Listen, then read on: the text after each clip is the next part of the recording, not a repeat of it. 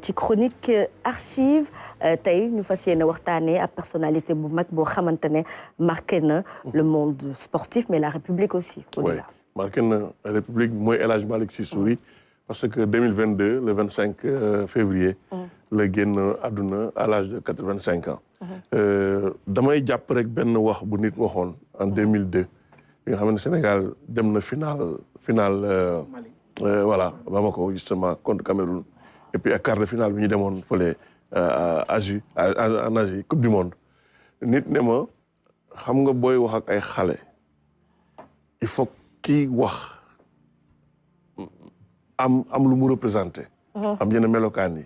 ñu am luñ ko rusee. très bien nekk modèle. man nag loolu nit dama doon waxtaan ak nit mu ne ma Souris nekk na ci place am pour mun a wax ak xale yi. pour kañ leen pour ñu mën a am jom. wax jooju du ma ko fàtte c'était en 2002 à l'époque ñu ngi woon rajo 7 FM. donc nga xam ne kon marqué na un peu jaar-jaaram.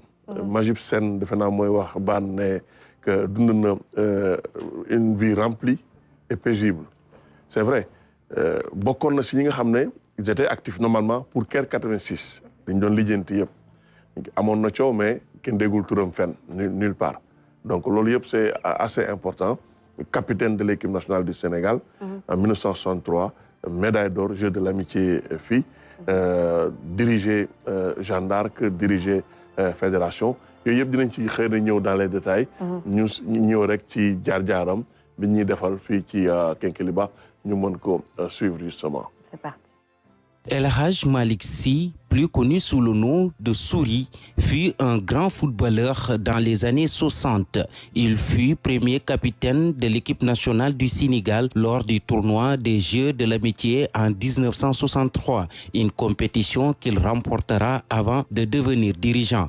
Il fut également le patron de la Jeanne d'Arc de Dakar. Ensuite, il a pris les rênes de la Fédération sénégalaise de football. C'est d'ailleurs sous l'ère Malick Sy Souris que le Sénégal s'est illustré dans le monde du ballon rond.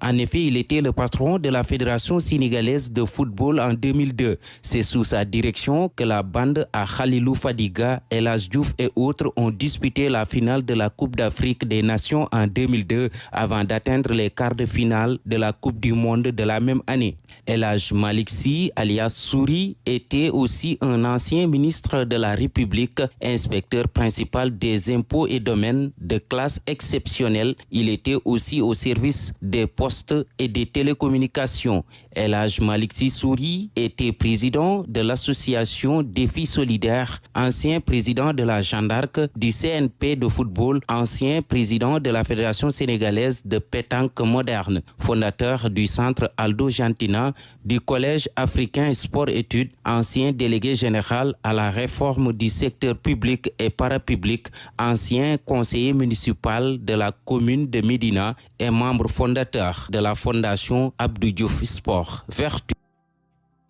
mu doon jaar bu riche lool. trop vraiment soo koy seetaan gis nga am na image yoo xam ne bi ñuy préparé rubrique démb man ak Ban li ma envoyé woon don de sang la organisé woon nit ñi ñëwuñu. alors vraiment xol bi neexul woon. franchement xol bi neexul woon dara quoi mu ne lii c'est assez important. pour que kenn bañ ko raté ancienne gloire yëpp ñëw nañu. mais mu ngi doon. voilà mais jeunes yi ñoo ñëwul quoi. jeunes yi ñoo ñëwul et ça lui faisait mal. mu wax ne dañu war a ñëw mu ne bi mooy 3e édition. ba léegi gisaguñu. voilà mënuñu ko am donc mu koy mettitlu donc acte purement civique gis nga saa yi ñu defee ay xawma réforme laa koy tuddee wala changement ci football. mu ngi fi CNP wala fédération bu mu ci mënti voilà justement bu mu ci mënti nekk mu ngi ci et puis jouer pleinement rôle am. acteur comme ni ñu koy waxee acteur d'hier témoin d'aujourd'hui moom dund na ko te dafa am solo trop loolu Binta. ma ngoog et surtout jàpp naa ci jaar-jaaram doon nañ naam ki nga xamante ne ràññee nañ ko lool ci wàllum sport mais ñu gis itam un intellectuel de haut niveau jàng inspecteur des impôts et domaines ba mu occupé yenn ci ay postes ci gouvernement gannaaw le football. justement France la jàngee donc impôts et domaines bu France bu Paris intellectuel achevé intellectuel vraiment d'un niveau assez aigu moo tax mu dem ba nekk ministre du tourisme fii ci Sénégal encore une fois nekk PCA président conseil d'administration port autonome de Dakar defe naa poste yooyu yëpp mu occupé ça veut dire que effectivement amoon na suffisamment de bagages pour mun a toog foofu. tout à fait parapublic nekkoon na tamit délégué général. waaw gis nga donc état bi sollicité na ko ba mu ko soxlaa te bi ko état soxlaa tontu ji na wuyu na def ji li nga xam ne moo di liggéeyam. tout à fait vraiment heureusement président mel ni Abdoulaye Wade décoré na ko peut-être sax ñeneen mais daal li mu ameloon réew mi je crois que bu ñu sukkandikoo ci témoignage bi jox na ko réew mi ba mu mat sëkk. baax na alors Assane Sine gis nañu un peu le parcours de ce grand monsieur. waaw mu nekk koo xam ne comme ni ko reportage bi waxee. marqué na esprit yi ci jamonoy 2002. bi nga xamante ne ni Sénégal mu doon def ay jaloore ci wàllu football dem coupe du monde. dem ba quart de finale dem finale coupe d'Afrique aussi. fu ñu tuddee joueurs yi nga xam ne ñoo gën a siiw. turu El Hadj Malick Sy Souris dafa doon génnaale. parce que loolu lu muy wane mooy ne joué woon na rôle am. te parcours bi nga xam ne moom lañ ñu tegal léegi tam ci reportage bi da ngay gis ne yàgg naa accompagner football Sénégal en tant que joueur en tant que encadrant dirigeant ba ci fi muy nekk président fédération. grand Aline Diop bi ñuy fàttali léegi ne le 25 février la fi jógee. maa ngi doon calculer ci sama bopp kon. fekkee na sacre Sénégal doog a dem. mel ni loolu la doon xam ndax le 6 février lañ jël. première coupe d'Afrique des Nations. tout à fait le 25 février 2022 mu daal di dem xanaa di ko ñaanal rek. heureusement xam naa doonoon lu ko juraloon mbégte ndax la génération 2002 peut-être rapidement un mot Abdoul Aziz Ban Assane wax na ko une des équipes les plus belles de l'histoire bi ñu am ñu tabax ko nag mu dooree ci ay génération Bokandé ba foofee waaye naam c'est les joueurs. C'est l'entraîneur mais c'est aussi les dirigeants. waaw de main de maître le El Hadj Malick Sy Souris dirigé li nga xam ne moom moo di fédération sénégalaise de football mu def liggéey bu am solo. tey booy xool ci résultats yi ñu am nii yëpp da nga naan foofu la tàmbalee. boo rombee dem ay Asmara Caire 86 ak jaar ci li nga xam ne moom moo di Sénégal 92 ba yegg si fii. moo lay wan tey taxawaay bi nga xam ne suñu dirigeants yi am nañ ko. très écouté.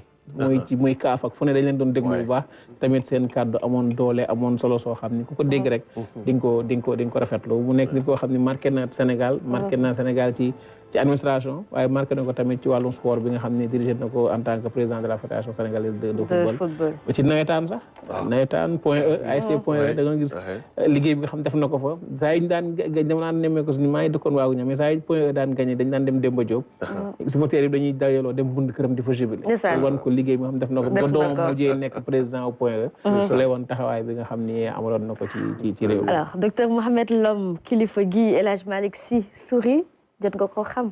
waaw jot naa ko xam comme ni ko Sénégalais yu bëri xamee à époque 2002 bi.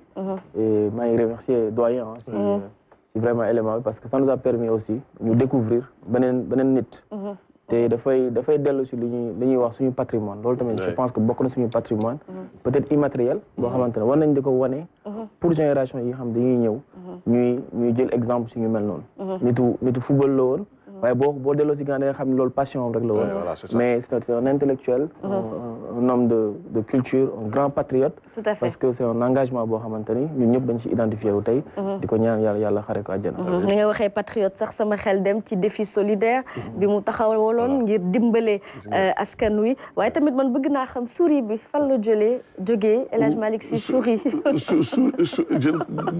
je n'ose pas m'aventurer voilà ban comme jinax fu mu mën a jaar rek. voilà d'accord. ok le surnom. mënoon football nag. dëgg la. mënoon football bu ma juumul sax 63 bi ñuy door France 1-0. bi la loobi góol bi gis nga l'auteur du but quoi. quand même l'auteur du but. tu as vu. tey taxawaay bi nga xam ne mooy football ñi ngi ko defee woon ak Seydou Dia. waaw ñu def culture générale. justement moo ñu ko doon expliqué. c'est vrai.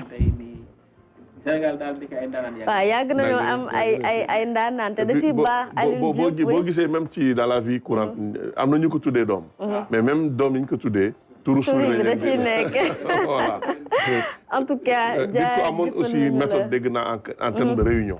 voilà ngeen def réunion ni ak Souris defe naa vraiment daal. dégg naa da xamoon na nu muy canaliser lépp. ba timing bi mu joxe woon.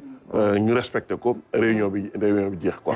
sant nañ la gërëm la da merci ciy baax kilifa yi nga xamante ne liggéeyal nañu Sénégal ñu xam ko amaana génération bi si 20 ans yi Augustin Senghor la ñu xam ak président bi ñu fal jamono ji mais nag xam ngeen que maintenant laata loolee il y avait ce grand El Hadj Malick Sy Souris et puis accompagné woon cette belle génération dorée comme ni ñu koy wax bu 2002 sant nañ la bu baax gërëm la Alioune Diop merci beaucoup merci jeudi prochain ak beneen fait historique wala beneen daanaan waaw ci lu wóor sax jeex na tàkk